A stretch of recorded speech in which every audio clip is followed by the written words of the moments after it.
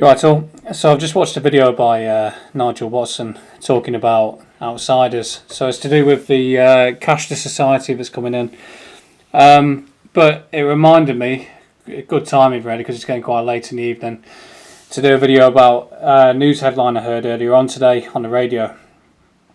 So down in Chelmsford, down in Essex, a school's been using facial recognition technology to take cashless canteen payments from pupils. How dystopian and science fiction does that sound? Obviously we're in 2024, so you kind of expect that. And bear in mind, come to think of it, think about the actual diet the kids are on. You know, I can't imagine there's that much nutrition in the food they're eating. And it also makes me think of that movie Soylent Green. But that's going on to a different topic really. But that being said, I mean, I bet they're pushing vegan food and that weird sort of lab-grown meat and things like that.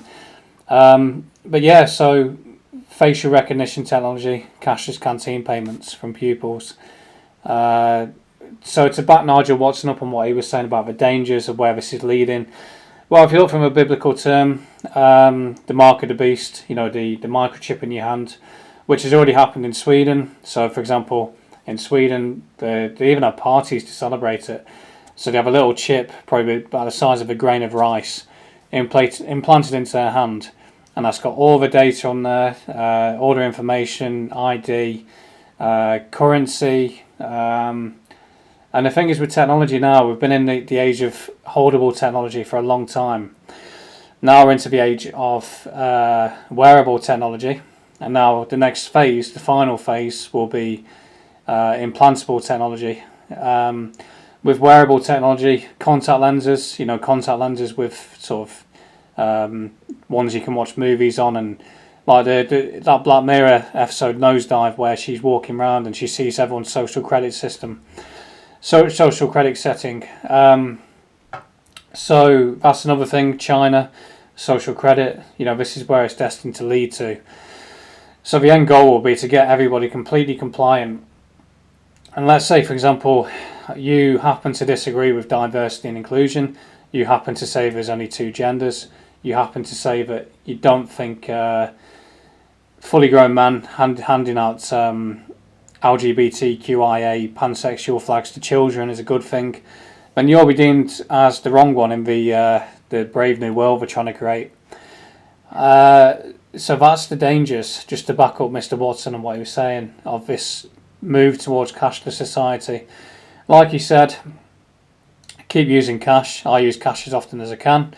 From time to time, you know, if I get to a checkout somewhere and I can see someone is really struggling with the cash for whatever reason, I'll just say, go on and I'll just quickly pay on card. It's not the end of the world.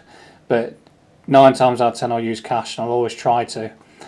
While I'm thinking about it, it will be a separate video, but I'll include it now just in case I've caught anyone random their attention. When I was in Bedford this weekend, the facial recognition technology is starting to creep in. So I think they're doing a bit of a trial run at the Bedford Festival. And of course people will say, well, if you've done nothing wrong, then what have you got to hide? Yeah, I kind of get that, but at the same time, do you really trust the modern police force with your data, is my point. And again, as usual, whoever gave them the right to use this technology on us, nobody ever did. They're just kind of creeping it in there without anyone's consent. And also, you know, people say you haven't done anything wrong. Well, 4 years ago, if you happen to leave your house for a certain period of time, or if you happen to not wear a nappy on your face, you'd be in the wrong. 3 years ago, if you didn't take a certain procedure, you'd be in the wrong. So you can kind of see, you know, the people who create these laws have got their own agendas. But that's it. It's a short video. I thought I'd just get it out there. I might do a bit more on the Bedford Brave New World stuff later on. But I've had a bit of a busy day and I'm quite tired now, but I just wanted to get this out of the way. I'll leave a link below of the news article, and you can make your own thoughts and assumptions on it. And also one final thing, do you not think it's a bit creepy and weird that the harvesting data about children, i.e. the facial recognition technology, Yeah. So, and also one other thing on that around that subject is essentially, like Nigel Watson was saying, that basically young people aren't quite understanding because they've been born into this system, so they wouldn't know anything different. The older generations, even like myself, remember a time before all this, and it was better. Not saying it's perfect, but I think it's better than the world we're going into now.